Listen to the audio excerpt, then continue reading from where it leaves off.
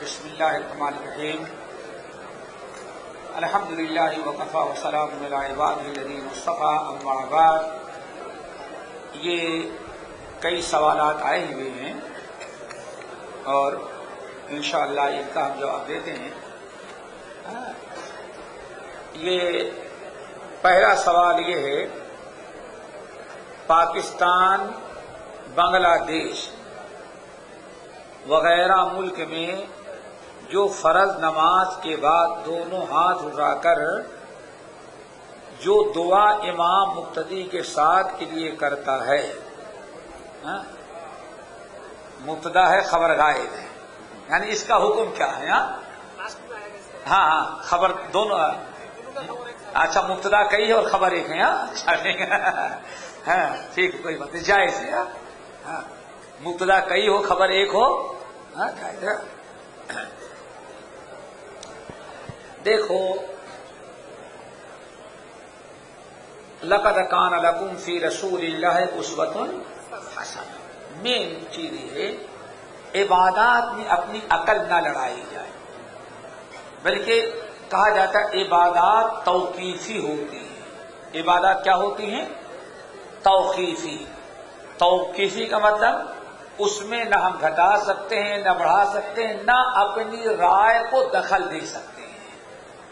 توقیفی کا مطلب ہے کہ اللہ اور اس کے رسول صلی اللہ علیہ وسلم نے جتنا اور جیسے بتا دیا اتنا ہی ہم کو کرنا، اس کو کیا کہا جاتا ہے؟ توقیفی۔ اور یہ مسئلہ یاد رکھیے گا، یہ توقیفی نظریہ رکھنا اور اس پر عمل کرنا یہ جنت میں لے جانے کا سبب بنتا ہے۔ صحیح بخاری اور مسلم کی روایت حدیث ہے، نبی علیہ السلام بیٹھے ہوئے تھے، صحابہ کرام کا ایک بڑا سا مجمع تھا، ایک بدو آیا اور اس نے نماز کے متعلق پوچھا کہ حدیث بڑی طویل ہے، اس کا خلاصہ یہ ہے کہ آپ کا داعی اور مبلغ جو ہمارے یہاں آتا ہے وہ کہتا ہے کہ 24 گھنٹے میں 5 وقت کی نماز فرض ہے۔ آپ نے فرمایا ہاں۔ اس نے کہا اللہ امرک، کہ اللہ نے آپ کو 5 وقت کی نماز پڑھنے کا حکم دیا ہے اور حکم دیا ہے کہ امت کو پیغام پہنچائیں؟ رسول اللہ نے فرمایا ہاں۔ الا ان تطوع، اب اگر اس سے زیادہ تم نفلی نماز پڑھنا چاہو تو پڑھ سکتے ہو، لیکن فرض تو کتنا ہے وہ 5۔ اسی طرح سے رمضان کا روزہ جو ہم لوگ رکھ رہے ہیں آج آخری ہے، اس کے بارے میں پوچھا تو آپ نے فرمایا ہاں۔ تو اس نے کہا حل علی غیرہ، رمضان کے علاوہ بھی اور کوئی روزہ ہم پر فرض ہے؟ اللہ نے فرمایا لا الا ان تطوع، رمضان کے علاوہ کوئی روزہ فرض تو نہیں ہے مگر یہ کہ تم نفلی رکھنا چاہو۔ کہا ٹھیک ہے۔ ایسے ہی اور سوالات کیا، جب سارے سوالات پورے ہو گئے تو اٹھا اور کھڑا کہا واللہ لا ازید ولا ھذا ولا انقص منہ، یہ ہے توقیفی۔ ساری عبادتیں کیا ہیں؟ توقیفی۔ رمضان کا روزہ رمضان کے پہلے تاریخ سے شروع ہوگا اور آخری تاریخ میں ختم۔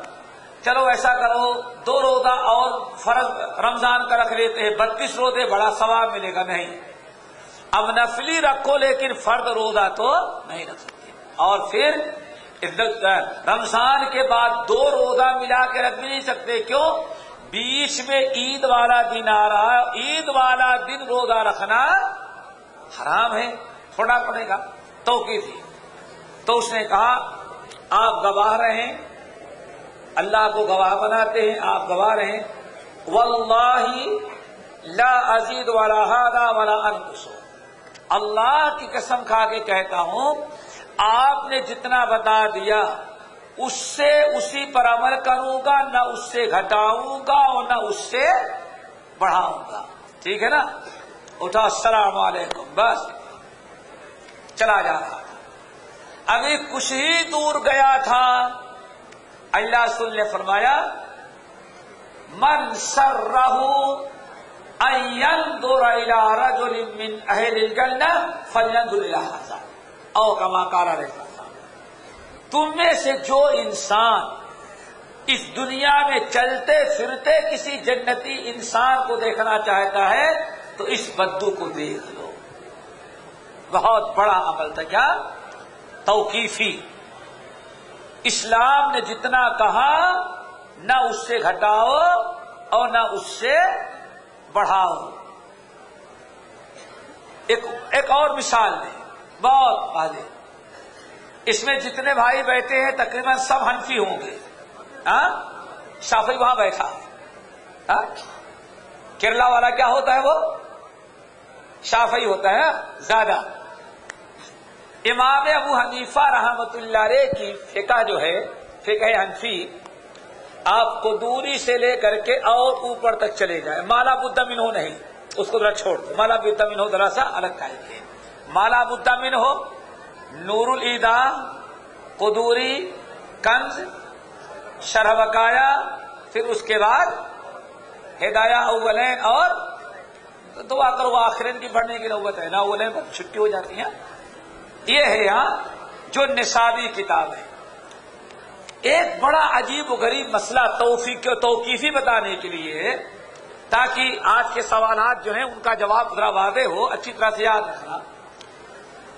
آدمی اگر 2 تشہد والی نماز پڑھ رہا ہے، 3 رکعت یا 4، 3 رکعت یا 4 رکعت والی نماز پڑھ رہا ہے، اور اب پہلا تشہد مکمل کر کے اشہد ان لا الہ الا اللہ واشہد ان محمدا عبدہ ورسولہ، اس کے بعد اٹھ جانا واجب ہے؟ نہیں واجب ہے؟ پہلے تشہد میں 4 رکعت والی نماز میں 2 تشہد ہوں گے، تو پہلا تشہد کہاں تک پڑھنا ہے؟ عبدہ ورسولہ، اس کے بعد کھڑا ہو جانا ضروری ہے، واجب ہے۔ اب اس سے زیادہ بیٹھنا جائز نہیں۔ ابو حنیفہ رحمۃ اللہ علیہ کے نزدیک، تو ابو حنیفہ رحمۃ اللہ علیہ یا حنفی مذہب کیا کہتا ہے؟ اگر کوئی آدمی تشہد کر رہا تھا اور اس نے بھول کر کے کھڑا ہونا، عبدہ ورسولہ پر کھڑا ہونا بھول گیا، اور کیا پڑھ لیا؟ اللہم صلی علی محمد، آگے مسئلہ یاد آ گیا نا؟ اب اسے کیا کرنا پڑے گا؟ کیوں؟ گناہ کا کام کیا؟ کیا کیا اس نے؟ ارے بھائی، اللہ کے رسول کو درود بھیجا، بہت اچھی بات ہے۔ دیکھو، کوئی برا کام نہیں کیا، بھول کر کے وہ اس نے اچھا کام کیا۔ کیا پڑھا؟ اشہد ان لا الہ الا اللہ واشہد ان محمدا عبدہ ورسولہ۔ اب اللہ اکبر کہہ کے کھڑا ہونے کے بجائے اس نے کیا پڑھ لیا؟ درود پڑھنا شروع کیا۔ اب اگر درود اتنا پڑھ لیا کہ جو 3 مرتبہ سبحان اللہ کے برابر ہو، یہی ہے نا؟ اللہم صلی علی محمد وعلی آلہ، اب اس کے اوپر سجدے سہو کرنا واجب ہو گیا۔ حالانکہ گناہ کا کام تو نہیں کیا بھائی، کوئی گناہ کا کام تو نہیں کیا، نماز میں اچھا کام کیا، لیکن اس کے باوجود سجدے سہو کیوں کرے؟ چونکہ عبادت توقیفی ہوتی ہے۔ ابو حنیفہ رحمۃ اللہ علیہ کی نگاہ میں پہلے تشہد میں اتنا ہی پڑھنا ثابت ہے، درود و سلام پڑھنا ثابت نہیں ہے۔ آئی بات سمجھ میں؟ ایک توقیفی عمل ہے۔ اسی لیے اگرچہ اس نے بظاہر اچھا کام کیا، لیکن غلطی کیا، اس پر سجدے سہو واجب ہے۔ کیوں؟ یہ عبادت کے توقیفی ہونے کی بڑی واضح مثال ہے۔ ٹھیک ہے نا؟ یہاں تو حنفی بیٹھے ہیں، آگے پیچھے جو ہیں وہ شافعی ہے۔ سارا کیرلا والا کیا ہے؟ وہ 99% وہاں سب شافعی لوگ ہیں۔ آئے وہاں ایک بات بتاتے ہیں، جانور ذبح کرنے لگو تو کیا پڑھا جاتا ہے؟ بسم اللہ ہے، اللہ اکبر، اللہم صلی علی محمد وعلی آل۔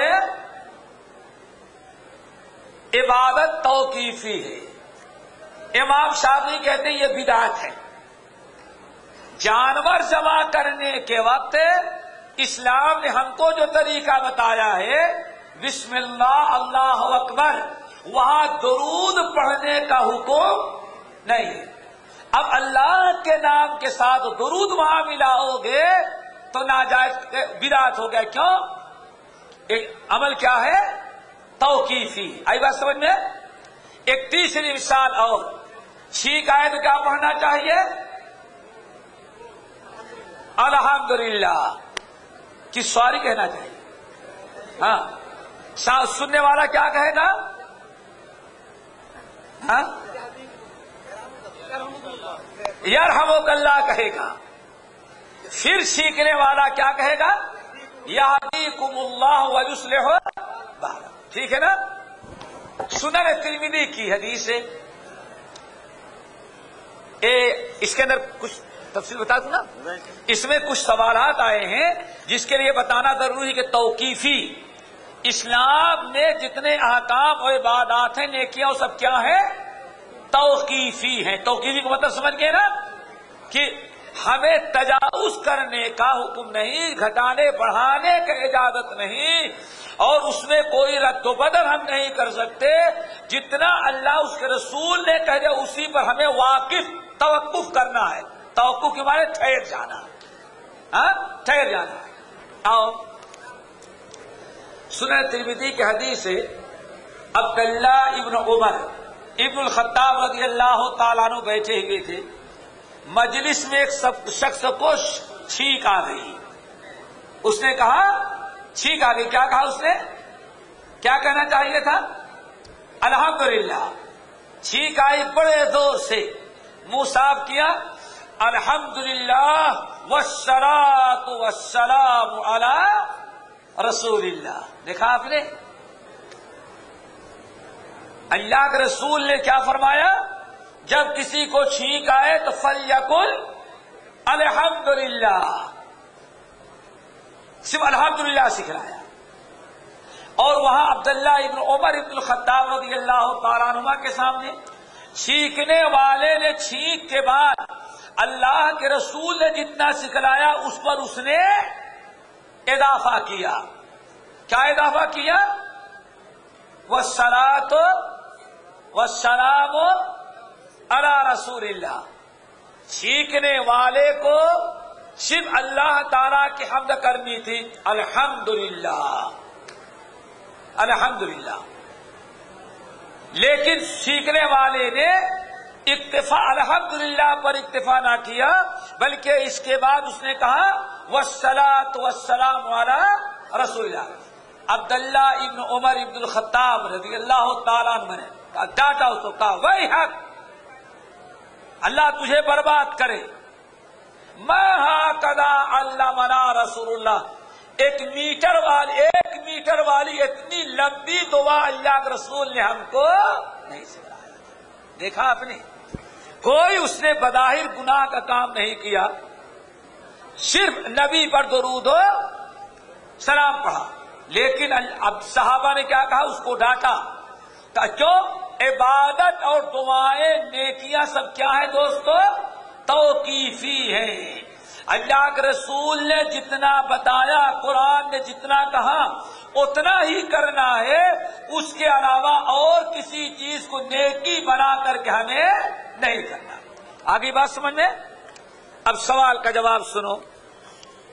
نبی علیہ الصلوۃ والسلام سے سلام پھیرنے کی ایک کتاب کا حوالہ دیتے ہیں۔ ہمارے بر صغیر میں سب سے بڑا مدرسہ، دینی مدرسہ کون ہے؟ دیوبند۔ کیا نام ہے؟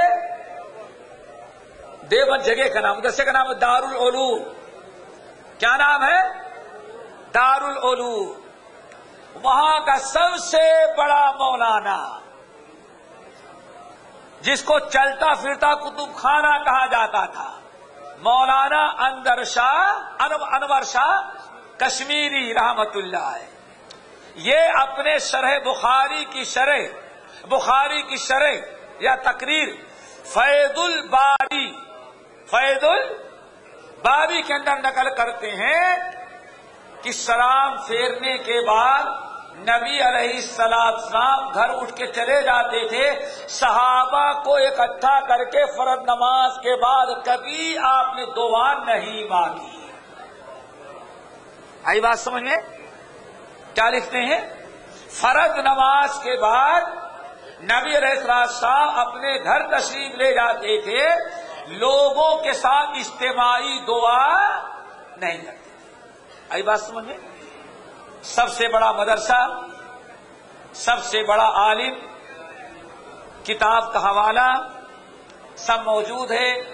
میرے بھائیوں، نبی علیہ السلام سے فرض نماز کے بعد جو ثابت ہے وہ پہلے سنو۔ سب سے پہلے کیا ثابت ہے؟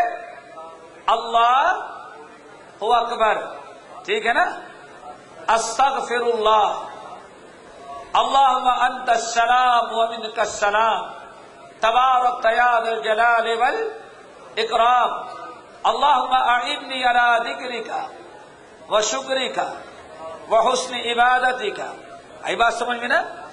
اللہ کے رسول فرماتے ہیں ہر فرض نماز کے بعد جو شخص آیت الکرسی پڑھتا ہے اس کے اور جنت میں داخل ہونے کے درمیان جو چیز رکاوٹ بنی ہے صرف اس کی موت ہے۔ موت آ گئی تو سیدھے کہاں پہنچ گیا وہ؟ جنت میں۔ پھر نبی علیہ السلام فرماتے ہیں جو انسان فرض نماز کے بعد 33 مرتبہ سبحان اللہ، 33 مرتبہ الحمدللہ اور 34 مرتبہ اللہ اکبر، یا 33 مرتبہ سبحان اللہ، 33 مرتبہ الحمدللہ، 33 مرتبہ اللہ اکبر، وتمام المئۃ لا الہ الا اللہ، اور 100 کی تعداد پوری کرنے کے لیے اس نے لا الہ الا اللہ ایک مرتبہ پڑھ لیا، سمجھ گئے نا؟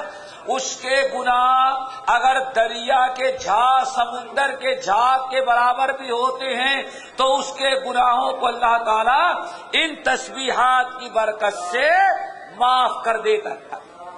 معلوم ہے نا؟ یہ سب عمل کرتے ہیں ہم لوگ۔ اور کیا؟ نبی علیہ السلام ہر فرض نماز کے بعد ایک آیت الکرسی کے بعد آیت الکرسی پڑھتے، آیت الکرسی کے بعد ایک مرتبہ قل هو اللہ احد، ایک مرتبہ قل اعوذ برب الفلق، ایک مرتبہ قل اعوذ برب الناس، اور فجر اور عصر میں فجر اور مغرب میں ان تینوں صورتوں کو 3 بار پڑھتے رہے۔ بہت ساری دعائیں موجود ہیں، لا الہ الا اللہ وحدہ لا شریک لہ، لا الہ الا اللہ لا نعبد الا ایاہ، یہ ساری کلمات نبی علیہ السلام نے پڑھنے کی تاکید کی ہے۔ آئی بات سمجھ میں؟ اگر ان تمام دعاؤں اور فرض نماز کے بعد کے جو اذکار ہیں، اگر ان تمام اذکار کو پڑھ کر کے فارغ ہو جائے اور آدمی اپنے سے اپنی کوئی دعا مانگنا چاہے، آدھے گھنٹے تک دعا مانگے، کوئی مدعا کا کوئی حرج نہیں۔ کیوں؟ ان دعاؤں کا پڑھنا پہلے مقدم ہے۔ آئی بات سمجھ میں؟ نبی علیہ السلام فرماتے ہیں ہر فرض نماز کے بعد اللہ تعالیٰ دعائیں قبول کرتا ہے۔ آپ دعائیں کریں لیکن اپنی انفرادی کریں، اس میں کوئی مدعا کا کوئی حرج انشاءاللہ نہیں ہے۔ لیکن اجتماعی دعا آج نماز چھوڑ کر کے چلے جائیں اتنا بڑا گناہ نہیں جتنا اجتماعی دعا کو چھوڑنے والا گناہ کرتا ہے۔ ایک آدمی دبئی میں یہیں رہتا تھا آپ لوگوں کے ساتھ، وہ انڈیا گیا، ڈسٹرکٹ کا نام ہے سہارنپور، یوپی دیوبند والا علاقہ، وہاں بیچارہ گیا، نماز پڑھی، سلام پھیر کر کے ذکر اذکار کرنے لگا، پڑھنے لگا۔ ایک نے کہا یہ دبئی اور سعودیہ کی نماز نہیں، یہ سہارنپور ہے، یہاں ایسی نماز پڑھنی پڑے گی۔ یعنی نماز پڑھ لینے کے باوجود بھی اب اس دعا مانگنا، اس میں بات پڑھنا، چلو بیچارہ تھک آیا تو اب اس نے کیا کیا کہ میں سلام پھیر کر کے سیدھا کھڑا ہو چلا جاؤں گا، کیوں؟ سبحان اللہ الحمدللہ ان کے سامنے پڑھتے تو غصہ ہوتے ہیں، وہ کہتا ہے میں جانے لگا تو ایک دن ہم سے پہلے ہی گیٹ پر آدمی کھڑا تھا، پکڑ لیا، کہاں بھگ کے جا رہا ہے؟ کہا سلام ہو گئی، کہا ابھی تو دعا ہی نہیں بھی بھاگ کر، آئندہ یہ سعودیہ والی نماز، دبئی والی نماز یہاں نہیں چلے گی، یہ سہارنپور ہے، دروازہ بند کر لیں گے، تم کو جانے نہیں دیں گے۔ دیکھو غیر جو چیز ضروری نہیں اس کو بے نماز آدمی بغیر نماز پڑھے مسجد سے چلا جائے نہیں برا ہے، لیکن نمازی بغیر دعا مانگے چلا جائے وہ بہت ہی برا ہے۔ سب سے پہلے میں جامعہ سلفیہ بنارس سے فارغ ہوا اور مدینہ یونیورسٹی جانے کے پہلے یہ شیخ کے علاقے میں ہم تھے، شیخ کے علاقے میں تو دکن کا علاقہ تھا۔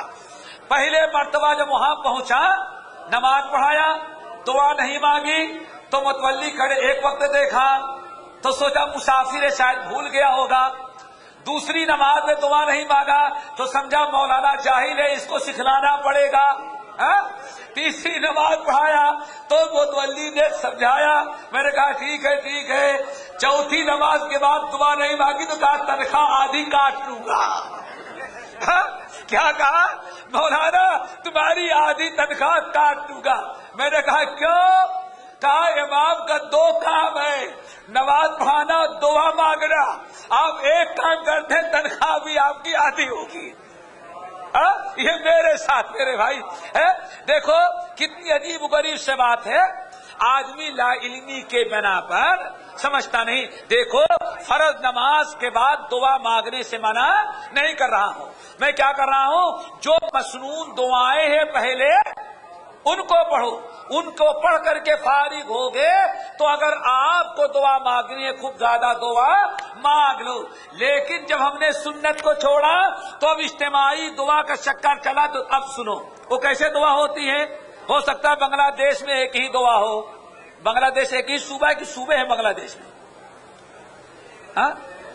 اسٹیٹ الگ ہے کہ ایک ہی پورا بنگلہ دیش ہے؟ ایک ہے، ماشاء اللہ، اتنا بڑا اسٹیٹ پھر دنیا میں کہیں نہیں ہے، سمجھ گئے نا۔ دیکھو ہم اپنے حق بتاتے ہیں، ہمارے یہاں بعض صوبہ یعنی جو اسٹیٹ ہیں وہاں دیکھا نماز کے بعد 3 مرتبہ دعا۔ کتنی مرتبہ؟ 3 مرتبہ۔ ایک السلام علیکم ورحمۃ اللہ، السلام علیکم ورحمۃ اللہ، اللہم انت السلام ومنک السلام تبارک یا ذا الجلال والاکرام، الحمدللہ رب العالمین الرحمن الرحیم۔ پھر 2-4 چیز تمہاری، سبحان ربک رب العزت عما یصفون وسلام علی المرسلین والحمدللہ رب کھڑا ہو گیا، ٹھیک ہے نا۔ ایک اجتماعی دعا یہ ہوئی، آئی بات سمجھے۔ پھر اس کے بعد اب لوگ اپنی اپنی سنت پڑھیں، یہ میں نے اور آج بھی ہے ہندوستان کے بعد علاقے اپنی اپنی سنت پڑھیں۔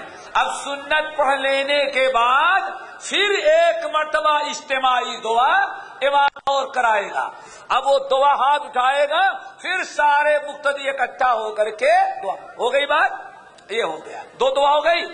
اب اس دعا کے بعد امام موجود ہے، امام کو بھی اپنی جگہ سے سرکنے کی اجازت ہے نہیں، پیاس لگے تو پانی نہیں، وہیں بیٹھا رہنا مصلی پر۔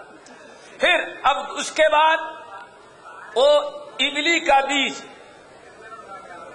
ہوتا ہے، املی کا بیج، ذرا املی کا بیج دیکھا ہے بڑا، وہ مسجد میں تھیلے کے ساتھ رکھا ہے، کیا کہتے ہیں، اچھا اب وہ، اور بعض علاقوں میں چنا بڑا والا، کابلی چنا سفید، اب وہ دسترخوان بچھایا گیا، دسترخوان بچھایا گیا، اور اتفاقاً میں ان کے شہر میں تھا تو نماز کا وقت میں نے سوچا میں بھی نماز پڑھ لوں، تو رمضان کے علاوہ دسترخوان بچھ رہا تھا تو سوچا کہ کچھ کھانے کو میں بھی بیٹھ گیا بھائی باپ، تو بعد میں پتا چلا کھانا نہیں، چنا لا کر کے ڈالا گیا، املی کا بیج کیا ہے۔ اب جتنے بیج ہیں ہر بیج پر کلمہ پڑھو، اب اس میں سارے لوگ نہیں، کچھ تو چلے گئے، اب کلمہ ہوگا۔ اب کلمہ پڑھ لینے کے بعد ایک تیسری مرتبہ دعا ہوگی، پہلی 2 دعائیں اپنے لیے تھیں اور تیسری دعا جو تھی اللہ جو مر گئے ہیں ان کے لیے ہے، یہ ہے اجتماعی دعا، سمجھ گئے نا۔ تو میرے بھائی آپ دعا مانگیں لیکن دعا سے پہلے اذکار مسنون، لیکن جب ہم نے سنت چھوڑا تو تین تین دعائیں شروع ہو گئیں۔ اللہ تعالی ہمیں ہر قسم کی بدعت سے بچائے۔ دوسرا سوال ہے بڑا اہم، اس کو یاد رکھنا، عبادت کے بارے میں توقیفی بتایا نا، میلاد نبی کی بنا پر جو کام ہو رہا ہے اس کا شرعی حکم کیا ہے؟ میلاد کے نام، میلاد کے بارے میں بس بہت اختصار کے ساتھ ایک چیز بتاتے ہیں۔ 23 سال یا 63 سال رسول اللہ صلی اللہ علیہ وسلم زندہ رہے۔ کتنے سال؟ 63، جن میں 23 سال آپ کی نبوت کی زندگی تھی، ٹھیک ہے نا؟ یہ سب کا اس پر اتفاق ہے، نبی علیہ السلام نے اپنا یوم ولادت اور عید میلاد نہیں منائی، ٹھیک ہے نا؟ کبھی سنا ہے؟ یہ بات یاد رکھیے گا۔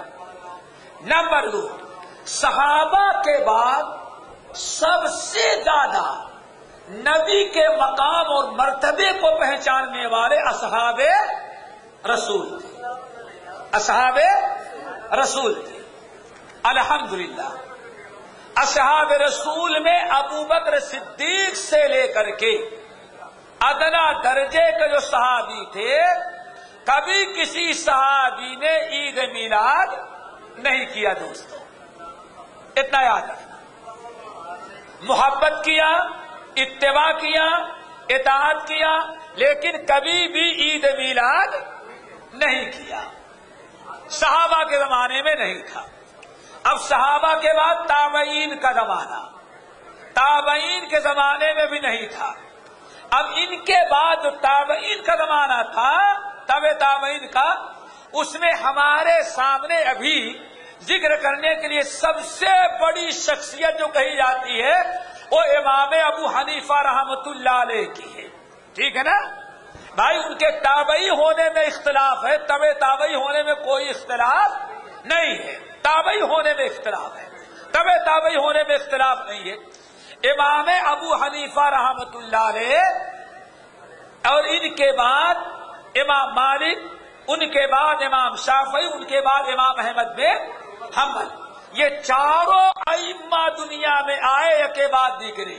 اور یہ بھی یاد رکھنا، ان چاروں اماموں میں بڑا کمال یہ ہے، ہر زمانے میں 2 امام اکٹھا رہے۔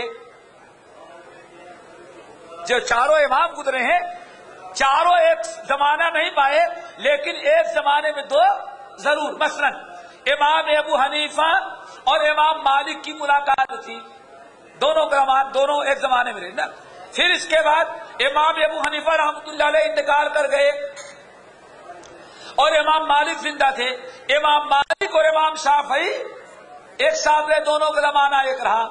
چونکہ امام شافعی بڑے، امام مالک بڑے تھے اور امام شافعی ان سے چھوٹے تھے، امام مالک کا انتقال ہو گیا، اب امام شافعی اور امام احمد بن حنبل کا زمانہ ایک رہا۔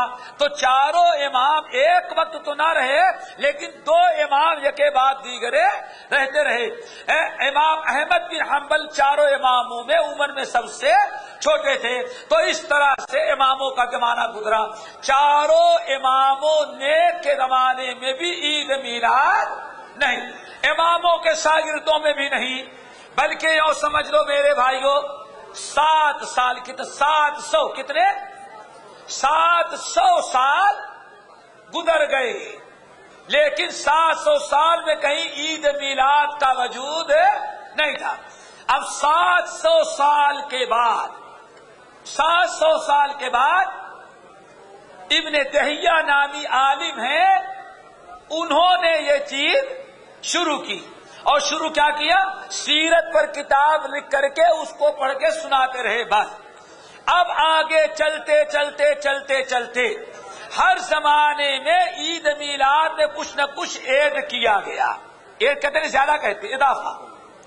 پہلے صرف کتاب پڑھی جاتی رہی، پھر جلسے ہونے لگے، پھر ایک کرسی بازو میں رکھ دی گئی، اس پر سرور کائنات آئے گا۔ دیکھا آپ نے، پھر عید میلاد چلتے چلتے پھر اس کا جلوس نکلنے لگا، پھر اس کی چھٹی ہونے لگی، سمجھ گئے نا؟ پھر اس کو پڑھتے پڑھتے اور کیا کیا گیا کہ اس کے رات کو نعت خوانی کی محفلیں ہونے لگی۔ اب اس سے آگے بڑھتے بڑھتے آپ کو معلوم ہونا چاہیے عید میلاد کا روزہ بھی رکھا جانے لگا۔ 2 سال قبل ہندوستان کے مشہور صوبے آندھرا حیدرآباد دکن کے علاقے میں تھا، تو وہاں پیپر میں آیا، وہ کیا آیا؟ ان سال عید میلاد النبی کی نماز عید پڑھی جائے گی۔ دیکھا آپ نے؟ پڑھی گئی، میں تھا وہاں موجود حیدرآباد دکن کے اندر۔ اعلان کیا کیا گیا؟ اب دلیل ذرا دیکھو، عید میلاد، عید وہ ہے جس کے پہلے روزہ ہو، دیکھا نا؟ وَإِنَّ الشَّيَاطِينَ لَيُوحُونَ إِلَىٰ أَوْلِيَائِهِمْ لِيُجَادِلُوكُمْ وَإِنْ أَطَعْتُمُوهُمْ إِنَّكُمْ لَمُشْرِكُونَ۔ میرے بھائیو دیکھو کہاں سے کہاں تک بات پہنچی۔ اب عید کیسی؟ عید وہ ہے جس کے پہلے روزہ رکھا جائے، آئی بات سمجھ میں؟ چلو اب عید میلاد کو روزہ بھی رکھنے لگے، پھر 1 سال کے بعد روزہ وہ ہے جس کے بعد نماز بھی پڑھی جائے، تو اب 2 رکعت نماز عید کا اعلان کر کے حیدرآباد دکن میں عیدگاہ میں جا کے لوگوں نے نماز بھی پڑھی۔ اب آگے پتہ نہیں اور کیا کیا کریں گے، آئی بات سمجھ میں؟ تو میرے بھائی جو کچھ ہو رہا ہے نہ اللہ کے رسول نے کہا کیا، نہ صحابہ نے کہا کیا، نہ تابعین نے کیا، نہ چاروں اماموں نے نہ کیا۔ پھر اور بتاؤں، میں نے کہا ہدایہ سے لے کر کے آپ مالا بدھ من ہو، ہمارے بر صغیر میں سب سے پہلی کتاب جو مدرسوں میں فقہ کے اندر پڑھائی جاتی ہے فارسی میں، مالا بدھ من ہو، اور سب سے آخری کتاب ہدایہ آخرین، پڑھ ڈالو، اللہ کی قسم ان کتابوں میں سب کچھ مل جائے گا، جو نہیں ہونا چاہیے وہ بھی مل جاتا ہے۔ نہیں ملتا بھائی؟ عورت سجدے میں چلی جائے، مرد کی نیت خراب ہو گئی تو روزہ ٹوٹا یا نہیں ٹوٹا؟ سب ہے نا؟ جو نہیں چاہیے وہ بھی مل جاتا ہے، لیکن ملتی نہیں تو عید میلاد۔ اب اگر سمجھایا جائے کہ بھائی تم مسلمان ہو، تم حنفی ہو، لیکن اس کے باوجود کیوں عید میلاد مناتے ہو جب حنفی مذہب میں عید میلاد نہیں ہے؟ تو انہوں نے کہا نہیں، ہم حنفی ہیں اور سنی ہیں۔ کیا کہا؟ اب جو حنفی ابو حنیفہ رحمۃ اللہ علیہ کو مانے عید نہ ملائے وہ گلابی وہابی ہے، سمجھ گئے نا؟ گلابی وہابی۔ اور جو عید میلاد منائے حنفی ہے اور وہ سنی ہے، یعنی اللہ اکبر، ابو حنیفہ نہ کتاب اللہ کو مانا، نہ سنت کو مانا، نہ ابو حنیفہ رحمۃ اللہ علیہ کی بات کو مانا، بلکہ عید میلاد بنایا تو اپنی مرضی سے منا لیا۔ میرے بھائیو یہ عید میلاد میں جو کچھ ہو رہا ہے اس کا کوئی تعلق شریعت سے نہیں ہے، یا یوں کہ کتاب سنت سے نہیں ہے۔ پھر صحابہ کیا کہتے تھے؟ اتبعوا، پورے فقہ حنفی کا دار و مدار، فقہ حنفی کا دار و مدار جس صحابی کے اقوال پر رکھی گئی ہے، کہا جاتا ہے وہ کون ہے؟ کون بتائے گا؟ عبداللہ ابن مسعود، عبداللہ بن مسعود، ان کے شاگرد علقمہ، علقمہ کے شاگرد ابراہیم نخعی، ابراہیم نخعی کے شاگرد ابو حنیفہ رحمۃ اللہ علیہ۔ سمجھ گئے نا؟ کہا جاتا ہے حنفی فقہ کی بنیاد کس پر رکھی گئی ہے؟ عبداللہ بن مسعود کا قول سنو، کیا کہتے ہیں؟ اتبعوا اتبعوا ولا تبتدعوا، اے لوگو اتباع کرو، اتنا ہی کرو جتنا اللہ نے کہا، نبی نے کہا، اور اتنا ہی کرو جتنا صحابہ نے دین سمجھا ہے۔ ولا تبتدعوا، اب کتاب اللہ، سنت رسول اور صحابہ کے طریقے کو چھوڑ کر کے اب نئی نئی بدعتیں ایجاد مت کرو۔ یہ کس کا قول ہے؟ عبداللہ بن مسعود۔ چلو بھائی بات لمبی ہو گئی، اب دو سوال بڑے اختصار کے ساتھ. نمبر 1، نماز وتر کے بعد تہجد کی نماز پڑھنے کے لیے سونا ضروری ہے؟ لکھنے میں غلطی ہو گئی ہے، نماز وتر نہیں بلکہ نماز عشاء کہنا چاہیے. نماز عشاء یا نماز تراویح کہو، نماز عشاء کہو. نماز عشاء پڑھ لینے کے بعد اگر کوئی تہجد پڑھنا چاہتا کیا سونا ضروری ہے؟ نہیں. نماز تہجد کے لیے رات میں سونا ضروری نہیں ہے، بغیر سوئے اگر آپ پڑھنا چاہیں تو پڑھ سکتے ہیں. اور نماز تہجد کا وقت جو ہوتا ہے عشاء کے بعد سے لے کر کے اذان فجر تک، لیکن افضل یہ ہے رات کے آخری وقت میں نماز پڑھنا. اور اگر سو لیں گے، آرام کر لیں گے، پھر رات کے آخری حصے میں اٹھ کر کے نماز پڑھیں گے تو ذرا ماشاءاللہ فریش رہیں گے اور نیند نہیں رہے گی، آپ چست اور پھرت رہیں گے. افضل یہ ہے. نمبر 2، مردوں کے لیے اورنج کلر یعنی گروا کلر بھگوا نہیں، وہ تو گروے کلر کا کپڑا، زعفرانی کلر کا کپڑا پہننا کیوں حرام ہے اور مردوں کے لیے کیوں حلال ہے؟ ہم نے بتایا تھا کہ اس لیے ہے کہ وہ کیا ہے کسی قوم کی نشانیت ہے. سادھو پہنتا ہے لیکن سادھونی نہیں پہنتی. نمبر 2، ایک بڑا سوال ہے کہ میت کے لیے سفید کپڑا کیوں؟ ہندو بھی مسلمان بھی، ہندوؤں کا تو نہیں بتا سکتا سفید کپڑا ہوتا ہے، ان کے تو رنگ برنگ ہوتے ہیں یا اللہ بہتر جانتا ہے. ہم مسلمان سفید کپڑا کفن کے لیے اس لیے اختیار کرتے ہیں کہ سنن ترمذی کی حدیث ہے، نبی علیہ السلام نے فرمایا ان احب الثياب الى الله الثياب الابيض، سب سے بہترین کلر اللہ کے نزدیک جو پسند ہے وہ کیا ہے؟ سفید کپڑا اللہ کو پسند ہے. البسوا فيها وَكَفَّنُوا فِيهَا مَوْتَاكُمْ، اور فرمایا یہی سفید کلر کا کپڑا پہننے کی کوشش کرو اور مردوں کو بھی سفید ہی کپڑے میں دفنایا کرو. تو مسلمانوں نے جو کفن کا کپڑا سفید رکھا ہے اس لیے کہ اللہ کے رسول نے اس کو پسند کیا ہے اور اللہ تعالیٰ کو یہ محبوب ہے. ورنہ اگر کسی سفید کے علاوہ کسی اور کلر میں سفید کپڑا نہ ملے، اگر مردے کو دفنانے کے لیے بتائے تو کوئی مدعا کوئی حرج نہیں. سبحانک اللہم و بحمدک اشہد ان لا الہ الا انت استغفرک و اتوب الیک.